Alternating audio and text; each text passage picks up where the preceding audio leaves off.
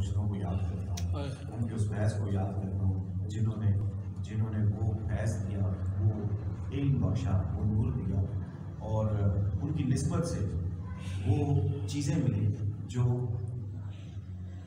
عام نہیں ہیں, جو بڑی خاص چیزیں ہیں.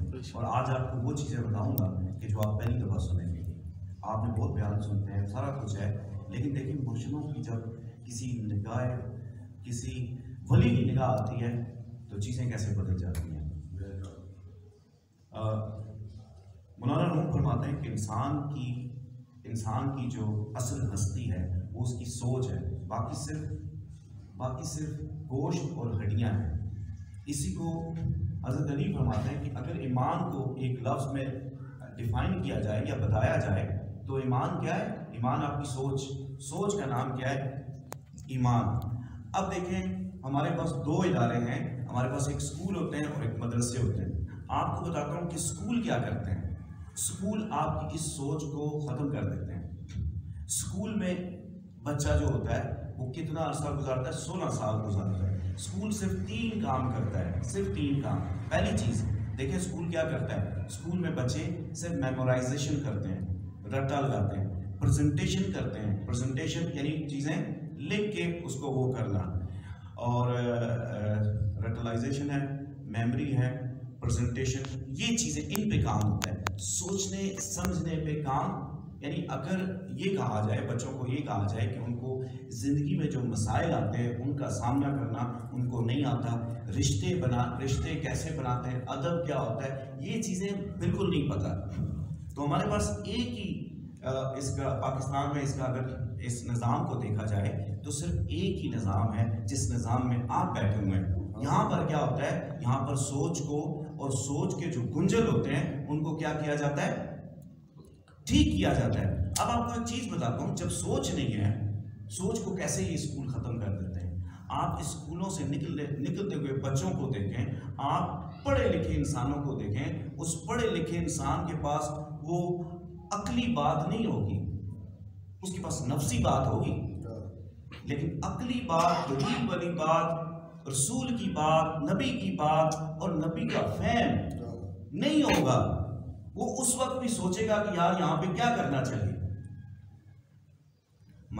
ہم کتنے پڑھے لکھے لوگ ہیں, ہماری یونیورسٹیاں ہیں, ہمارے کالجز ہیں, ہمارا سارا کچھ ہے, لیکن پھر بھی دیکھیں ہم آج تک گستاخانہ خاکے کے جو بنتے ہیں اس کے اوپر آج تک ہماری قوم ایک اس پہ نہیں اس طرح کھڑی ہو سکی. ہم نے اپنی نسل کو نبی پاک صلی اللہ علیہ وسلم کی پہچان نہیں کروائی سکی. بنیادی طور پہ 4 انسانی ذہانتیں ہوتی ہیں, یہ آپ سب کو پتا ہونا چاہیے. بنیادی طور پہ 4 انسانی ذہانتیں ہوتی ہیں. ان ذہانتوں سے اگر آپ اپنے بچے کو نہیں گزارتے تو آپ کا بچہ آنے والے دور کے چیلنجز کا مقابلہ نہیں کر سکتا. آنے والا دور سب سے خطرناک ترین دور ہے, اور اگر آپ اس کے لیے تیار نہیں ہوں گے تو آپ ڈاؤن سائزنگ کا شکار ہو جائیں گے, یعنی آپ پس جائیں گے. اب یہ کیا ہوتا ہے, 4 انسانی ذہانتیں دیکھیں کیا ہوتی ہیں. 4 انسانی ذہانت میں پہلی ذہانت جو آتی ہے اس کو کہتے ہیں ذہنی ذہانت. ٹھیک ہے, یہ کیسے بنتی ہے؟ ذہنی ذہانت کی معراج کیا ہے, یعنی اس کی اگر ذہنی ذہانت میں ہم کام کر رہے ہیں بچے پہ تو اس کی معراج کیا ہے؟ اس کی معراج ہے بصیرت. بصیرت کہتے ہیں ذہن کی آنکھ سے دیکھنا. آج آپ کسی کو کہیں یار مسجد میں بیان ہے, اس کو بات کی اثر نہیں کرے گی.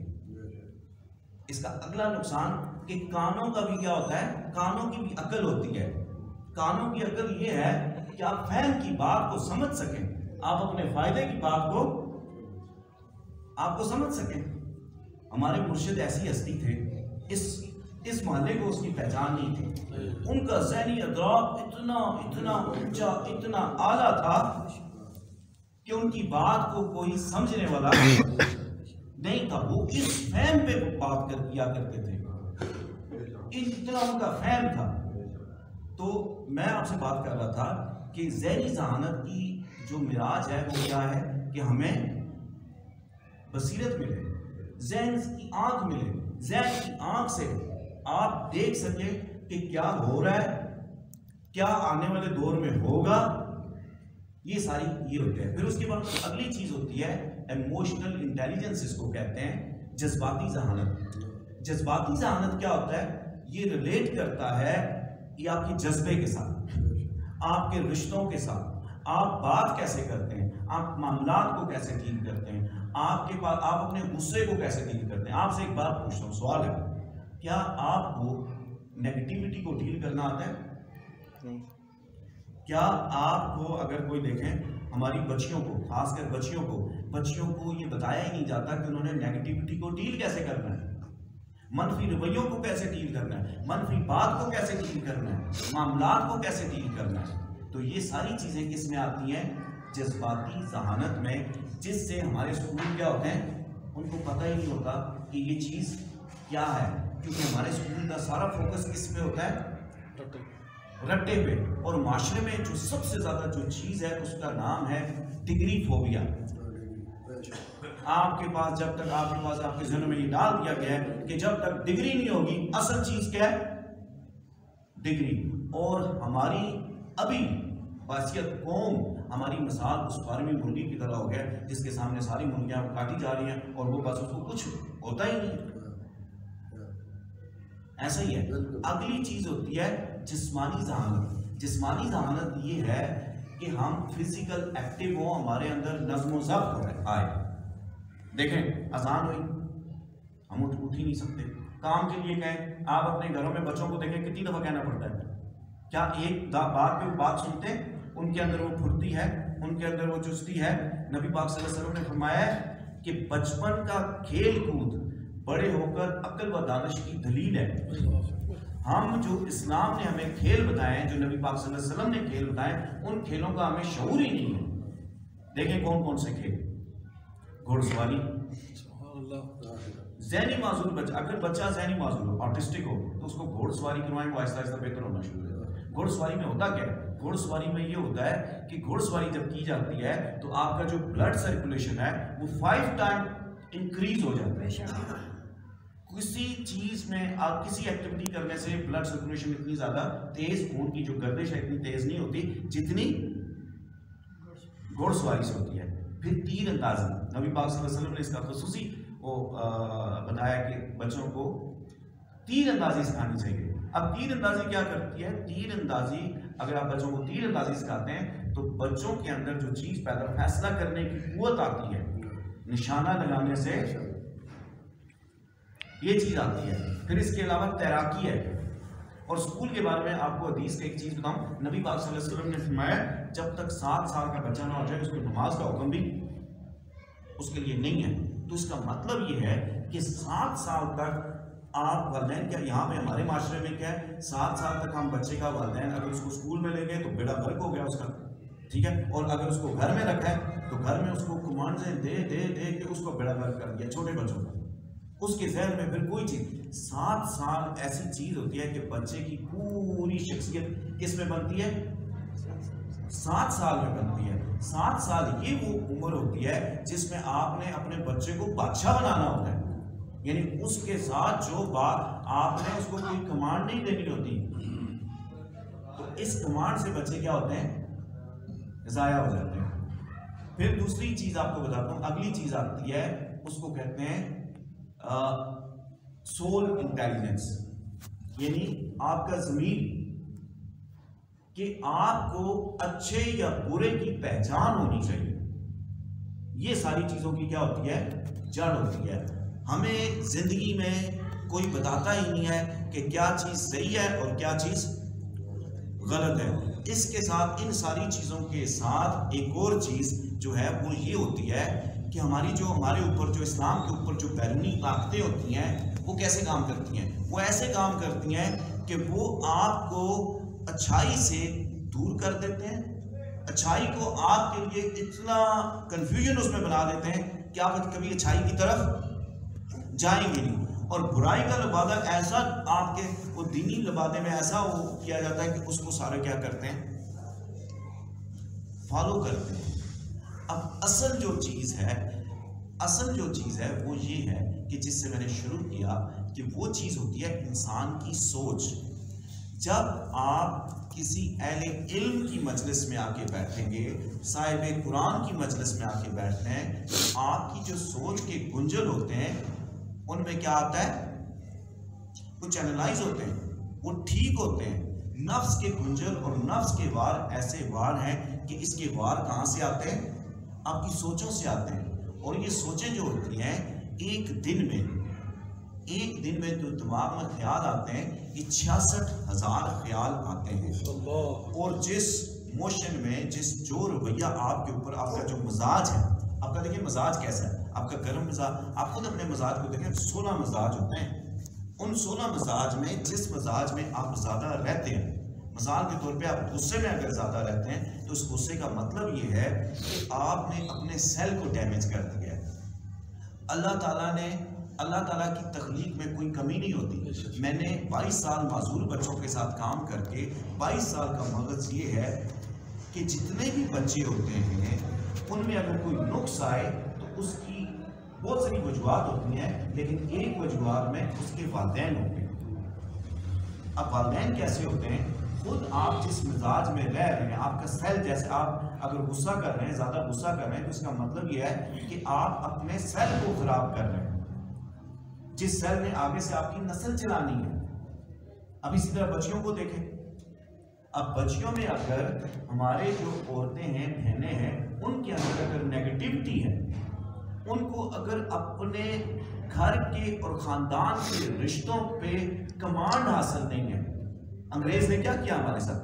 ہماری جو سب سے زبردست چیز تھی، جس چیز پہ ہم قائم تھے، جو ہماری طاقت تھی، وہ کیا ہے؟ ہمارا گھریلو نظام جو تھا وہ بہت طاقتور تھا، بڑوں کی عزت تھی، پوری ایک فیملی جوائنٹ سسٹم بڑا اسٹرانگ سسٹم تھا۔ اس کو انہوں نے توڑا، کیسے توڑا؟ میڈیا سے توڑا۔ اور آج کل کی سب سے بڑی جو جنگ ہے وہ کیا جنگ ہے؟ وہ سوچ کی جنگ ہے۔ آپ کے ذہن میں یہ سوچ ڈالنی یہ غلط ہے۔ آپ دیکھیں آج کے معاشرے میں امامہ پہننا کتنا مشکل کام ہے۔ ہم بنتے ہیں نبی پاک صلی اللہ علیہ وسلم کے عاشق بنتے ہیں، لیکن نبی کی سنت، ان کا جو حلیہ، اس کو ہم اپناتے نہیں ہیں۔ اس کو اپناتے ہوئے ہمیں شرم آتی ہے۔ یہ شرم کیوں آتی ہے؟ اس کی سائنس سمجھیں۔ وہ اس لیے آتی ہے کہ ہمارے میڈیا میں یہ اسپیشل رول دیا جاتا ہے کہ میڈیا جو ٹی وی میں ڈرامے ہوتے ہیں اس میں جو کلین شیو ہوگا اس کو بتاتے ہیں یہ بہت اچھا کریکٹر ہے، یہ بہت اچھا کریکٹر ہے، یہ سچا بھی ہے، یہ ایماندار بھی ہے، یہ سارا کچھ ہے، یہ وہ بتاتے ہیں۔ اور جو نیگیٹو کریکٹر ہوتا ہے اس کو داڑھی کے ساتھ بتاتے ہیں۔ اب داڑھی والا بندہ جو بھی ہوتا ہے اس کو اسی لیے اس کی بات کو سنا نہیں جاتا۔ تو ضرورت اس چیز کی ہے کہ ہمیں اپنے آپ کو ٹھیک کرنا چاہیے، اپنی سوچوں کو ٹھیک کریں۔ اپنے گھر میں اگر دیکھیں، ہمارے گھر میں اگر بچوں پہ کتنے جھگڑے ہوتے ہیں، اور آپ اگر سارے، کیونکہ میں استاد ہوں، میں یہ بات کہہ سکتا ہوں کہ اگر ہم سارے لوگ اپنے گھروں میں دیکھیں اور گھروں میں یہ سوال پوچھیں کیا آپ اپنے بچوں کی تربیت سے مطمئن ہیں، تو جواب نہ میں۔ کیا آپ سوچ سکتے ہیں، آپ سے ایک سوال آپ ایک سوال ہونے کے لیے لے کے جائیں یہاں سے، آپ سوچیں کہ آپ کا بچہ 10 سال بعد یا 20 سال بعد کہاں پر ہوگا، کیسے ہوگا؟ کبھی آپ نے سوچا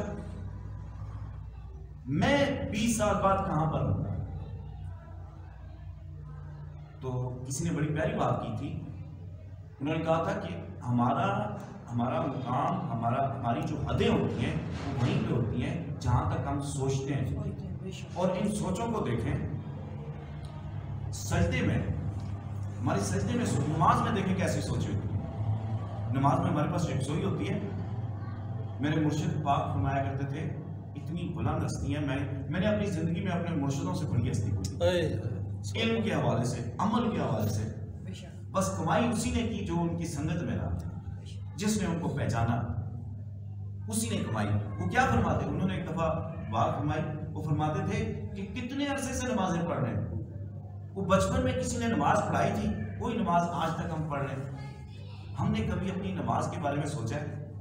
ہم کپڑے لیتے ہیں، کپڑوں کے بارے میں بھی سوچتے ہیں کون سا کلر لیں، کیا چیز لیں گے۔ کیا کبھی سوچا کہ یار سجدے میں اللہ کو کیسے بنانا ہے؟ کبھی سوچا کہ اس کائنات کا سب سے خوبصورت ترین سجدہ کس نے کیا؟ کس نے کیا کائنات کا سجدہ؟ کس نے اللہ کو راضی کیا نماز میں؟ تو یہ ساری چیزیں کیا ہیں؟ آج ان چیزوں کا سننے کا مزاج ہی نہیں ہے۔ بزرگ بڑی پیاری بات کہتے ہیں، میں کہتا ہوں کہ اس کو مسجد کے باہر لکھوانا چاہیے۔ اسی میں واسف واسف بڑی پیاری بات کہتے ہیں. وہ کہتے ہیں کہ جس شخص کے پاس دین کی بات سمجھنے کے لیے نہ وقت ہے نہ مزاج ہے، وہ اپنی ناکامی کے لیے اور کیا کہے. تو میرے سمیت میں تو بہت گناہگار بنتا ہوں، اور میں سمجھتا ہوں کہ میرے اوپر بس میرے مرشدوں کا کرم ہو گیا، ان کی نگاہ ہو گئی. وہ کیسی ہستی تھی، وہ چلتے تھے تو یقین کریں ایسے لگتا تھا کہ نور چل رہا ہے. ان کو ہم دیکھتے تھے تو نبی پاک صلی اللہ علیہ وسلم کا زمانہ یاد آتا تھا. میں تو ان کے چہرے میں کس کو دیکھتا تھا؟ میں حسین کو بھی ان کے چہرے میں دیکھتا تھا، میں مولا علی مشکل کشا کو بھی ان کے چہرے میں دیکھتا تھا، میں سارا دین میں ان کے چہرے میں دیکھتا تھا، سب کچھ ان کے چہرے میں تھا. اور آپ کو بتاتا ہوں کہ ان کی محبت یہ اصل زندگی ہے.